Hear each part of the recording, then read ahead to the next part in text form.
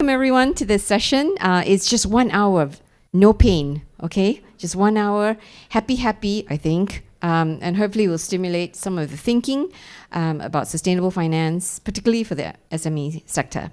Okay, just a very quick introduction of myself, Marina Yong.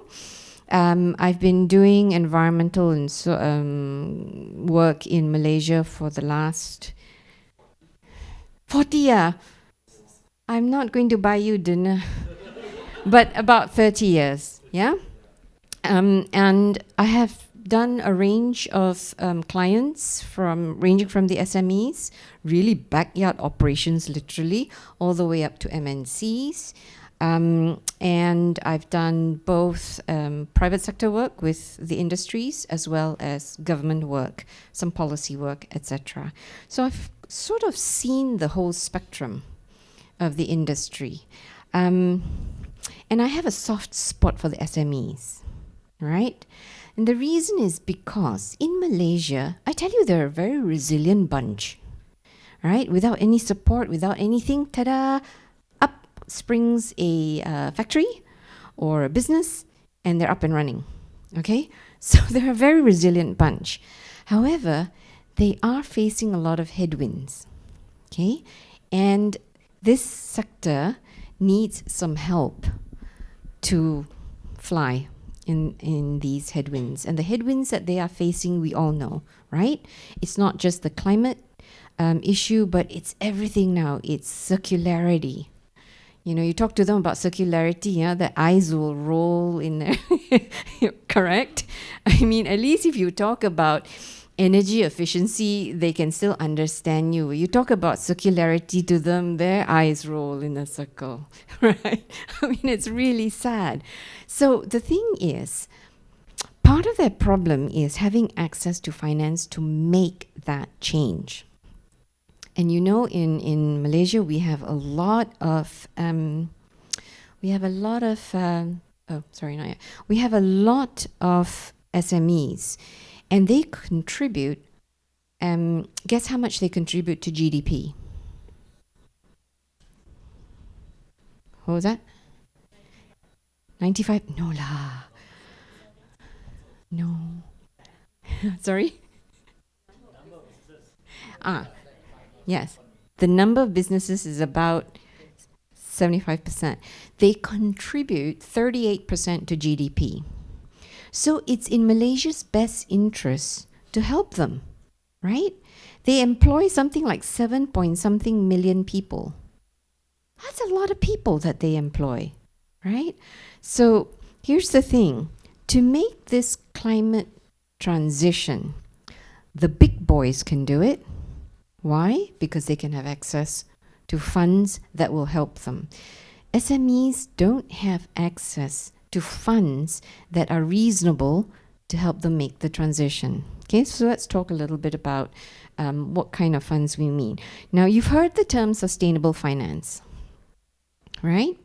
Now, what I've done is just extracted from this report the trend in terms of green bonds and loans over the years from 2012 to the forecast for this year. They started out with, I would say, 0.03 trillion in the beginning in 2012, and this year's forecast is supposed to hit 1.75 trillion US dollars for sustainable finance. Is that a good number? Are you excited by that number? Sounds like a lot though, doesn't it? 1.75 trillion. But, so I did this. I took the global debt figure, okay? And global debt is everything that you lend out for everything from financing businesses to financing a house purchase, okay? So that's the global debt. And the global debt to sustainable finance ratio is something like 300, okay? This is global debt for 2024, and this is the sustainable finance volume for 2022. It's 2020. It's barely a blip, right? It's barely a blip. So that 1.7 billion You won't even call it a drop in the ocean, would you? It's very tiny. So how do we accelerate this? And by 2050, can we reverse the trend? Meaning sustainable finance is the big balloon and vanilla financing is the small balloon. Can we do that? Okay, don't wait for the big boys to do it, right? Now, one of the things that I find very interesting is some of the international funding agencies, they say there isn't a pipeline of projects for their blended finance. So I thought that can't be right. There's such a big financing gap. Sorry. It's such a big financing gap. The pipeline is there, right? It's just you have to create that pipeline. So I picked the SMEs. Okay. When you look at an organization, right, that produces a product or a service, generally they have two different arms. One is the source supply, yeah, that comes into the organization so that they can produce their products, services, and then deliver it to the customer. Easy, right? Now, traditional financing. To run this company then, they have to borrow money. The rates that they get, I wouldn't even say 5%, it's usually between 7 to 12%, right? If you go to the bank. 5% is actually a dream rate. So 7 to 12% is usually the average. And that is money that they will pay their suppliers and that they will use to run their operations. The only problem is this amount of money is what's causing a lot of problems that we have today, right? All our climate change issues, biodiversity loss, poverty, etc.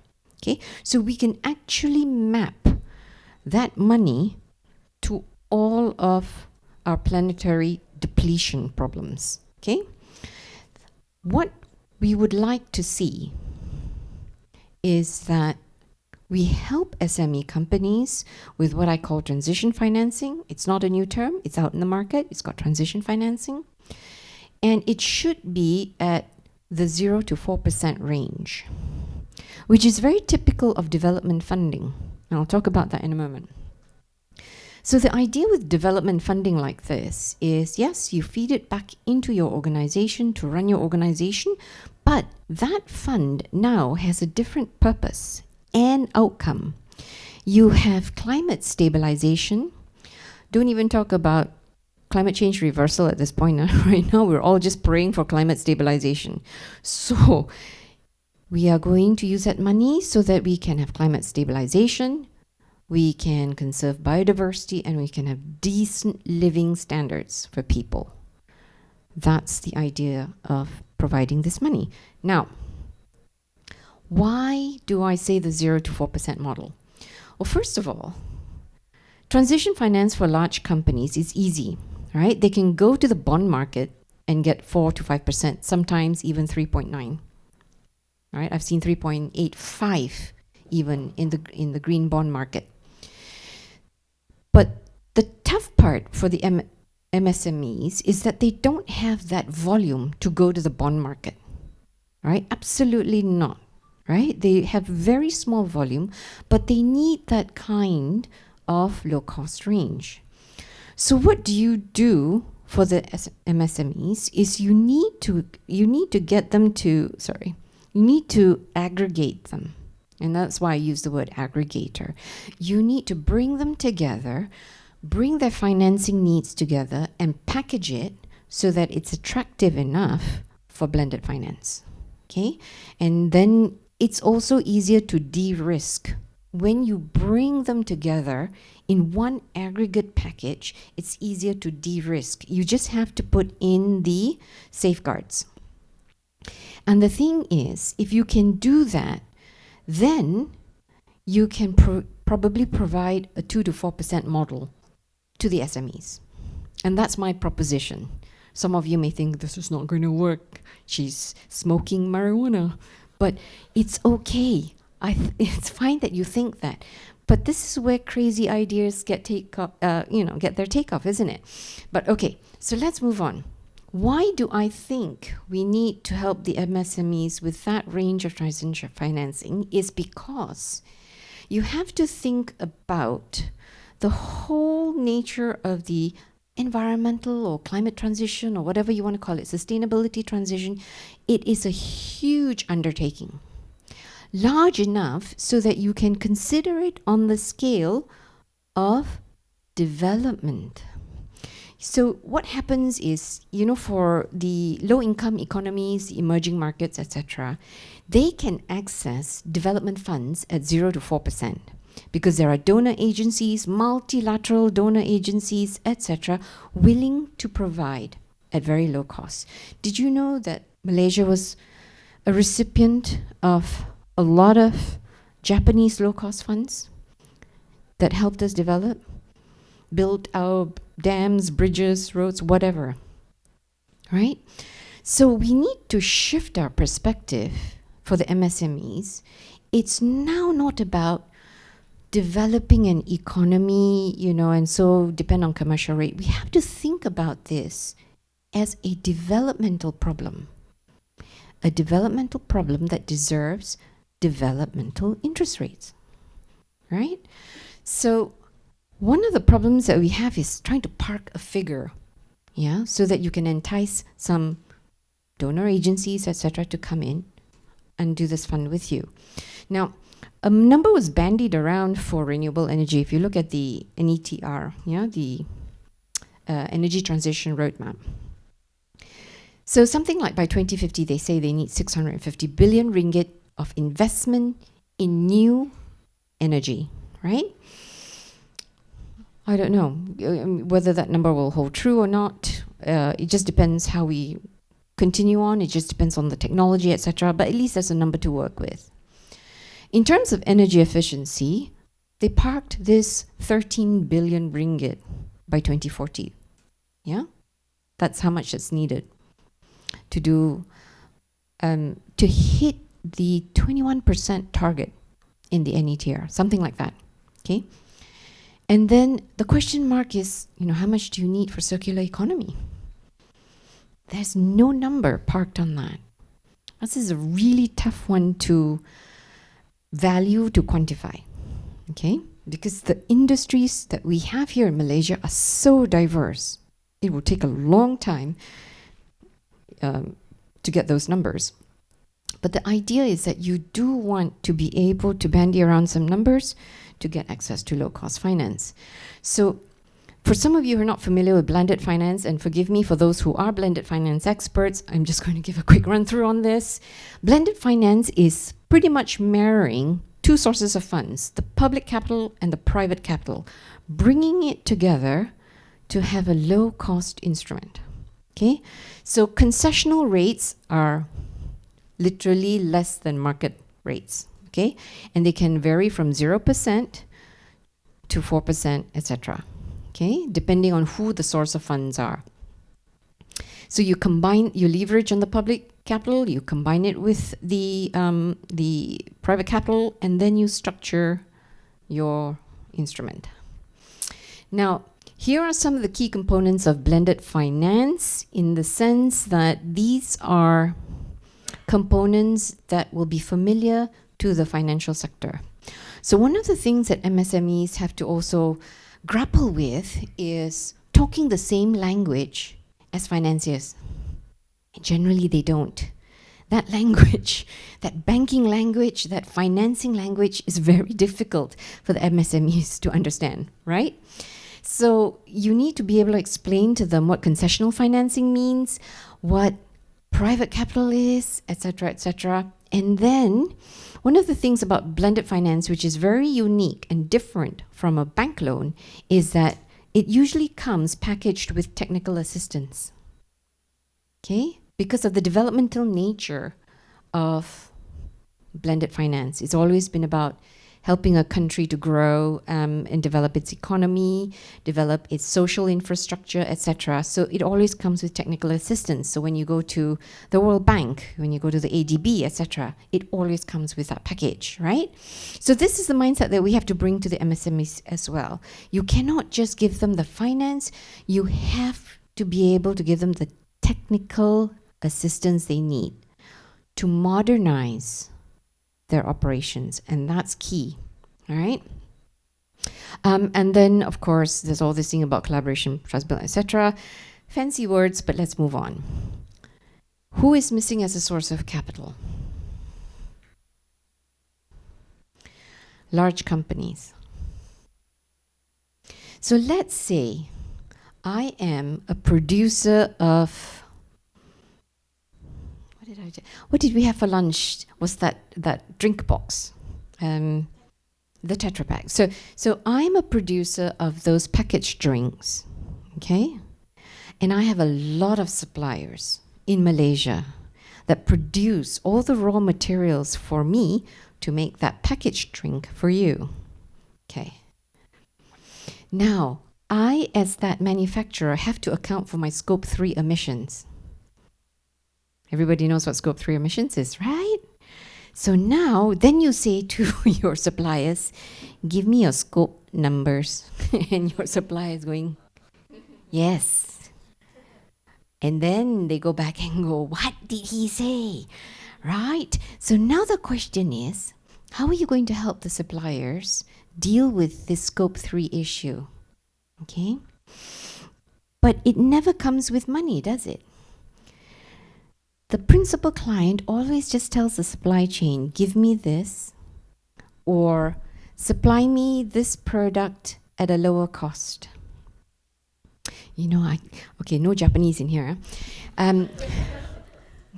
This is not to say all Japanese companies. I had one Japanese company that I was doing at one time, and so some of the employees in there, we were talking about environmental impact, etc., and how to get the supply chain to do this, because in those days ISO 14001 was very big. Okay, the employees told me, do you know, every year we tell the supplier to cut their costs. So how to get them to do environmental? When we ask them to cut their costs, and then we don't give them any help. We don't even have to tell them how to cut down their environmental impact, but we demand it of them. Right? So I think we need to have a switch in perspective for large companies. And that switch in perspective is we're all in the same boat. Okay? There's no separate boat for the large companies, and there's no separate boat for the SMEs. We're all actually in the same boat. So it is to your benefit, your interest, to help the SMEs. And we were talking a little bit earlier about corporate earnings. Okay, when I tell you that there's a corporate that has 1 billion ringgit profit, not even revenue, profit, does any organization come to mind? Don't say it out loud. Okay, that organization is going to raise their tariffs. By now you know what I'm talking about already, yeah? That organization is going to raise the tariffs this year. That 1 billion ringgit plus profit is going to go up. We don't know by how much. What's the forecast if the tariff goes up? I don't know. Okay, so it's how do you call it? Sulit, right? State secret, cannot tell. So now the thing is, those profits, what do you do with it? Interesting question. 1 billion plus ringgit in profits. Your suppliers are supposed to give you the Scope 3 emission numbers that you want, and then you are going to tell the suppliers, reduce your Scope 3 emissions, which actually is the Scope 1 and 2 emissions. Okay? So, can corporates get involved in blended finance as their corporate social responsibility? Never mind the orphanage, whatever that you're going to paint. I love it, when they go to orphanages and paint. Very CSR, very, very, very responsible. And then 5 years later, you come back and paint again. So, sorry, it's very cynical, very cynical. But the thing is, you need to ask yourself, and you need to ask at the board level, because the decisions are made at the board level, not by your sustainability officer who actually has no voice. They're there just for looking pretty. But so the board has to make that decision. How do you convince boards of listed companies to loosen the purse strings and use some of their profits for real environmental restoration, for real social restoration, and to safeguard your supply chain? You cannot expect, as a billion ringgit profit-making company, you cannot expect the government to rescue your supply chain. You cannot say, oh, well, I pay taxes. Hello. Your taxes are not enough to help your supply chain, because those taxes are for hospitals, for every other service, education, etc., etc. You need to have a much more focused plan. If you can convince corporate boards to take an active financing approach with a supply chain, you will multiply your carbon impact, carbon reduction impact, I would say. Rather than just trying to reduce your own scope 1 and 2, but you also get your supply chain to do it because you are helping them with the finance, you have multiplied your effect. 100-fold probably. Okay? Because some companies, their scope 3 emissions are something like 80%, of their emissions. So can you imagine? You just lend them some money, right? At developmental rates, 0% would be ideal. But you lend it to them and they're able to reduce their carbon emissions. That's 80% of your carbon emissions down. Set it within a target.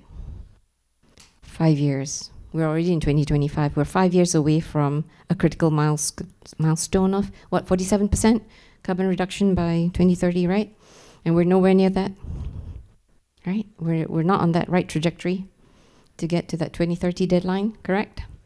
And this is very interesting because all this time, blended finance has always revolved around the donor agencies, the government, and the target funding, the funding target. It's never involved the large companies.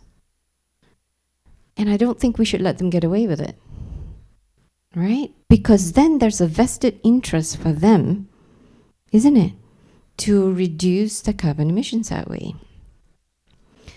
So there are lots of examples of blended finance structures. Oops, did I just? Right. So there are debt financing guarantees, and this one is the worst because it's a government guaranteeing the debt so that the investor will feel comfortable offering a low interest rate loan. I don't like this model, and I don't think it should work for the SMEs. There's equity investments with concessional funding. I'm not sure that SMEs are keen to have someone take equity in their organization unless they are on an expansion mode, right? And then there's risk sharing facilities. Did I just kill it again? Okay, so you share the risk of the investment between the public and private capital. So there are lots of ways to implement blended finance in Malaysia. This one I picked up and reformatted from a document, and also UNGC has had a session, I think, with the SMEs to talk about this last year. So I'll skip this. But the question now is, how do you aggregate the SMEs to access blended finance? You have to get creative to help the SMEs. You cannot go with the traditional blended finance models. You have to create your own models, okay? So the critical part for financing is, what should they be financing, right? And the ones who have best knowledge of that would be the SME associations, the SME companies themselves, industry associations. And in Malaysia, we have a lot of industry associations. They're the ones who should be compiling and collating the requirements for how much is needed to adopt renewable energy in their industry segment. How much is needed to modernize their industry segment? Okay. So these hundreds of industry associations should be compiling all this information, putting a dollar value on it, and then send it to a centralized database. Now, who can be the independent aggregator to lead this collection of data, centralize it, analyze it, review it, and then package that information into attractive financing packages that you offer? Okay, so as of now, the principal SME entity, or principal entity that supports the SME is the SME core under KUSKOP, Kementerian Usahawan, the Entrepreneur and Development, etc. Okay, I'm really bad at these, but so you need somebody who is independent, right? And the SME core actually has a lot of experience with the SMEs, so they understand the SMEs. You could also include FMM in there if you want. Okay. And yeah, in fact, you could just include SME bank in there as well. You know we have an SME bank as well, right? So you could include SME bank as part of the aggregators. So now then, you have the information about what the SMEs need. You have the aggregators who are the guardians of that information and who are able to package that information and offer it as financing packages. What other sources of funds do you have for that? It should be a combination of traditional finance, although banks, the rates are too high. Government grants, yes, outright grants would be very helpful. Government still has to have a skin in the game, but the problem is that usually the volume is not big enough, right? So it's very tiny seed funding, tiny little thing. Then you have the transition financiers, the donors, multilateral funders, etc., and even the SME companies themselves and the SME associations when they do their fundraising, etc. So the idea with this is when you do this kind of blended finance, the SMEs themselves must put money in.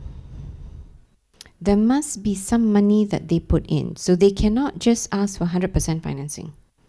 Okay? 80, 90% is cool. But it shows that you are vested in that your own company. Okay? And you add in the large listed companies. So what you've done is you've de-risked this quite a lot. You've distributed the financing risk across the traditional financiers, the transition financiers, as well as a new player in blended finance, the large companies. I'll probably get shot down next year and never invited back here again. What does she mean? Why do we have to give our money away? So that's an existential question the boards have to ask themselves. All right? It's not for us to give them the answer. They have to ask it for themselves. Because if they really are serious about this climate transition, they should play nice and help the small guys. Agree? Okay, so that's what I have to share with you about this blended finance. Get creative. There's no reason why you have to stick to the traditional blended finance model. Now, why do I pick the SMEs? Well, that's because I'm part of MICG as well. And MICG has been working with the SC and SME core and KUSKOP on the governance code for the SMEs. So 5 principles, but one of the principles is sustainability. Big word for them. And we need to help them be able to narrow it down to things that are doable. But the basic principles for this is that they have to understand that they have to consider the sustainability impacts now. Okay? How they're going to do it, of course, guidelines will come out. You know, there will be guidelines and templates, etc., you know, which will help them along on that. That's not the problem, right? Because that's still just a paper exercise. The key comes when they have to implement procedures. Okay? And that's where we're going to have to help them quite a lot in that. And then the next problem they'll have is to identify concrete goals for sustainability, those target setting. And that's again where they're going to need a lot of help, which is why blended finance is critical, because you're going to marry the financing with this kind of assistance so that they'll know how to implement the procedures, then they'll know how to identify concrete goals, etc., set the metrics and try and meet them. Now, there is a kind of bond called sustainability linked bond, which is slightly different from a green and sustainability bond, in the sense that the coupon rate is tied to the target you set for your sustainability achievement. Okay, you don't hit that target, they are able to raise the coupon rate however many basis points that you agreed on when you signed the contract, which is very interesting. I would suggest not to do that to the SMEs yet. Okay, let's give them a little bit of leeway. Yeah, don't make it a sustainability linked bond where they have to actually hit a sustainability target, right? Give them a bit of leeway. But by the second round of financing, etc., you should be able to do SLBs with them. Okay. And by the way, sustainability linked bonds are not very popular. Let me get back to the original. Perhaps I should get. I think I can do it better here. Let's see.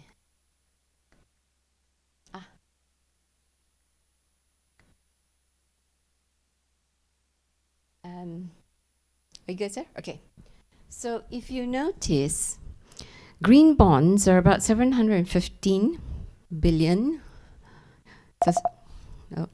270 for sustainable, but the sustainability linked bond is only 50. Even the big boys dare not do the SLBs. Okay? Even the big boys. They borrow money, they want to do green projects, and they do the green projects, but it's still very scary for them to link their financing interest rate to their achievement of the target. Okay? So if the big boys are afraid, well, let's not impose it on the SMEs either. Okay? So that's that one. But let me come back to the last slide. I think that was my last slide, wasn't it? There we go. So they're going to need a lot of help. They're going to need to have a lot of creative financing support. And then ultimately, they're also going to need help in reporting. Okay, so this will apply to the medium and enterprise level organizations. Can't remember what all the cutoffs are, but the micro and smalls are still exempt from the requirements, except for this motherhood statement of responsibility, and then committing to creating awareness with all their stakeholders. So this means if you are a supplier with just 10 people, you don't have to do the procedures and the targets, etc., etc. And so, of course, you don't need this financing. This financing will be needed for those somewhat larger SMEs. Okay, it could range anywhere from 100,000 to 1 million to 10 million. We don't know, depending on the kind of operations that they have. All right. So that's my proposition to you for today. And I'd be happy to take questions from the floor. Thank you. Yes. Okay, Marina, it's good sharing that bring new perspective of how financing is being used in this sense. I do know that there are quite a few grants and even bank loans and so are tied to all this, but I say they are not blended. No way that they are segregated so much that they individualize themselves. But there are banks that we are working with, specifically for MPSP Bank. They have been, since they are already merging with MIDF, so they are kind of like blended in a way. So their finance is so attractive that I believe the MSC will be say, wow, we have been getting this kind of responses. They say, whoa, that's super low. What are the rates? Reducing up to, it was starting from, there's this say 4 and 5. Yes. But after, with the reducing rate, is roughly about 3.2, 3.3, even lower than that. Very good rate. Yeah. Yes, yes. Very good question. So there is this is a soft loan, so there's no reliability you need to park in there. Although the things that they will finance everything from your properties down to your machines down to your capital, a lot of stuff. Right. So you have to find out yourself. So there's no really tied in things on there. Depends on what kind of the size of the loan you get in. So that's what we've been promoting through our marketing arms and things like that. So it's very attractive. But I do know that there is just something new over here that I can look into. He's going to expand his banking market. Yeah. Oh, I'm not in banking banking sector. I'm not from banking. Actually from tech sector. But we are promoting back so that they can adopt tax in this way. Okay. So doing business with other arms. Sure. Okay, thank you. All right, thank you very much. I'm glad this was helpful for you and it's given you some new ideas for your work and marketing.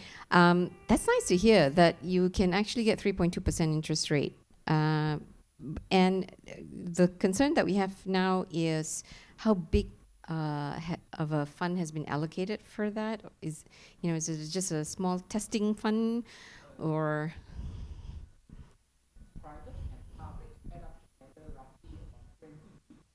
20 billion? We've never heard this in the market. That's a surprise. When did this start? Quite a long time ago. From the statements in 2021. For SMEs? Yeah, for SMEs. Particularly for SMEs. Well, I see many heads around the room also saying no, right? Isn't it? Ah. MIDF particularly. MIDF, MBSB. They merged now. They don't say anything about it. We need the money rather than doing flowers. Go talk to them. Okay. To promote, so that's what I'm saying. Yes. Well, now that's very interesting. A new discovery for all of us in here, I think. So thank you very much for sharing that. Yes. We should ask him to present as well more information on that. Okay. Lovely. So now we know MBSB merged with MIDF to create this 20 billion ringgit fund. Both added up together. That's very interesting. Okay. That's a new slant to it, isn't it? I like that idea. Here's the other thing also is, I don't know if you guys know, but the World Bank has an MOU with, I think also MBSB in terms of housing loans, right? And the idea is to provide low-cost housing loan, but tie it to sustainable homes. So if you want to renovate or buy a home, you have to have those sustainability features in there or renovate for sustainability, and then you'll get those low interest rates. For the lady-led corporations, you have a super low interest as well. That's why you go and find out. I don't want to tell you the rates.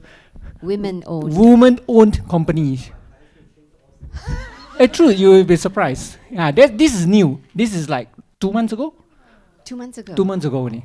So women-owned get a lower Yes. interest rate? Yes. Corporate. Wonderful, very interesting. And what kind of projects? Also sustainable linked projects? And well, that's interesting. I'm glad we've had this session today then, haven't we? Because now we can spread the word. Okay? Yeah, maybe they could have a seminar and tell us more as well. I would think so. Yeah. Do you have a pipeline in there you can connect to? Yeah, we could do that. Anyone else has any questions or comments? Particularly if you're an SME.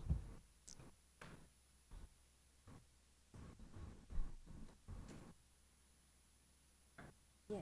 I have a question on. Hello, I'm Ezekiel. I have a question on SMEs take-up rates, because right now a lot of the banks and DFIs provide this not sustainability loans but green loans to the customers. So if you do something green, then you get lower rates. But when we reach out to these banks, then they said, is there any take-up rates on it? So then they said, no one's taking up. and because they said they're not incentivized by the 1% low rates, because number one, they think about survivability. Like for example, they give an example of a food truck. Why would they want the extra 1% lower loan than comparatively to a conventional loan when they need to do so many other things like financial disclosure, you think about transition, you think about, and when they think about green stuff, they think about tech, they think about high tech stuff like if a food truck, maybe they need to have a fancy green food truck, then they can get this kind of loans. So from that perspective, how can banks or other institutions to think about how to incentivize more so that SMEs can be led to shift their mindset to, oh, I want to take this up. Yeah, just wanted to bounce some ideas.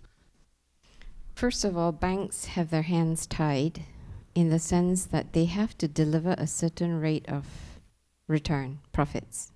Okay? So there's only so much they can do to lower the interest rate. So that one, let's get that clear, right?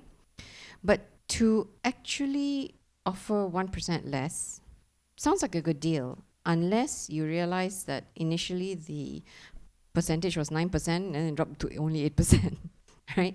So it's not even that fantastic. That's why that take-up rate is low. It's not even so much that they have to go through the hassle of making their food truck environmental. You know, it's not worth that effort going down from 9% to 8%, you know, interest rate. But the other thing also is banks don't support, like in blended finance, as I've said, technical assistance is a key feature of blended finance, right? Banks don't do the technical assistance part. So then you are left with the food truck guy running around trying to figure out how to do this, and it's just way too much effort because he still has to run his food truck. He doesn't have the spare time to figure out how to become environmentally friendly. So I would put the problem back onto the bank. Do you have a team in your bank who's able to customize marketing material that has technical assistance embedded in it? Because yes, they have a lot of marketing material, isn't it? The banks have, but they don't have people who can embed technical assistance in that marketing material. So if banks actually say, oh, we can help you with assessing how much solar panels you need, or we can help you assess the size of your Carbon accounting. Yeah, and do that. Here's a little carbon calculator, la la la la. I think they would be able to, the food truck guy would probably say, okay, you've done all this for me, I'll just key in the numbers, la la la, and you know, I'd be happy to take up the interest rate. So I think banks have to get out of the traditional mode of engaging with customers. I remember just before COVID, I went to a bank and I said, you know, do you have any environmentally friendly funds? La, la, la. The guy was so very happy, because nobody comes in and asks for it, okay? So he whipped out the product sheet, right? Couple of pages. Then I started asking him, okay, so, but this company, why is this company on this product sheet? You know, it's not considered environmentally friendly because it produces a da-da-da-da. The guy couldn't explain. He couldn't explain at all, right? Traditional banking people don't have to explain what's in the product sheet. They just give it to you, you go read it, fine. Okay?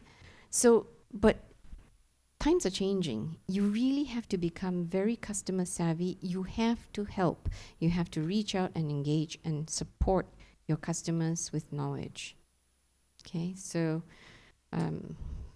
several reasons why there's very low take-up rate with SMEs. And you know, SMEs have such a aversion to banks. You know that, right? Yeah, well, okay, don't mention that word here, but it's illegal. But yes, they have a real aversion to banks because of the paperwork, because of the lack of information, the lack of support. All they're interested in is getting the loan, okay? And if your credit rating doesn't match their needs, forget it, you don't get the loan. Yeah, SMEs are a different ball game than large companies, and you have to recognize that. Okay? Thank Any you. other questions? Thank you, Ezekiel. Any other questions? Have we reached our time yet? 3:30. 8 more minutes. 8 more minutes. Oh, I've managed to say what I need to say very quickly then. Anyone else? But Marina, you're right. You're right. To be fair to the banks, they need all the paperwork because they are required to answer to the shareholders. That's one. So one thing I don't understand is you are in a business, regardless you are SME or whatnot, you should have a paperwork in place, in order. That's the key, isn't it? I mean, Yes. yeah, if not, how are you going to do all your accounting things? So if you don't have your paperwork, that means to SME, I would find it a bit absurd. Okay, that's one. So you can't, like, I mean, you don't have those untrustworthy enough on your forehead to tell the banks that you give me your money lah. That doesn't work. Okay, you want money from other people, you must be trustworthy enough with all the paperwork. That's for sure. But to the MNC or these people, I do agree with you that okay, it's on a trust building, whereby your subcontractors, your main cons, whoever suppliers have been following you for 18 years, like let's say 5, 10, 15 years, you would be able to know them well, inside out. Okay, what colors they wear today, even. All right. So for you to lend them, give them your money, that they come back to you, for sure they're gonna ask project from you. Do you have any more projects for me to do or not? Yeah. Yes, by all means, yeah, this is the next project. All on the table, you pick lah. Because you are my most trustworthy, okay, what you call that, preferred suppliers. You need money? Yes. Cash flow? Yes, I can. But one thing is, how much actually can loosen your purse? Musik you won't lose. It's just that you look at the money, not the value. The zeros behind your all these numbers are too tight. And second thing is, when we are in a supply chain, that okay, we find out that okay, from my personal experience, that there are 4 ways of cutting costs. Yeah. You tender for a project, your client will ask you reduce price. You cut one time. You get a project, then come to the due diligence, okay, for whatever claims, cut you second time. Third time, finalization, cut you another time. Fourth is, this is a check, final time, cut you 4 times minimum. Is it fair? I don't think so. That's why I left MNC, PLC. I mean, yeah, really. Whatever that bonus that you are earning are coming from these people, cutting their you are cutting your cost at their profit expense. That is not right. Okay. Thank you so much for sharing that. That's really important. And I think as the conversation grows, we're going to have to take that story and build it in as well in engagements with board. Because it's something that boards don't always know. Okay? And if you don't have people on the boards who are of inquiring minds, right? People who are on the boards who are very agreeable people, always like this, then they're not inquisitive. Yeah, they might not know that that's going on. But thank you so much for sharing that. And just to share also, you know, I have seen the range of SMEs, you know, from, as I said, backyard to larger. Some of them even write it on exercise book paper, books, exercise book, you know, all the accounts. But quite sizable business, okay, exercise book. Then when digitalization came along, you know, with accounting, etc., you know, going online, etc., they struggled. They struggled. And I can understand why some have actually not even made the transition. But now with the e-invoicing part, I just feel so sorry for the SMEs.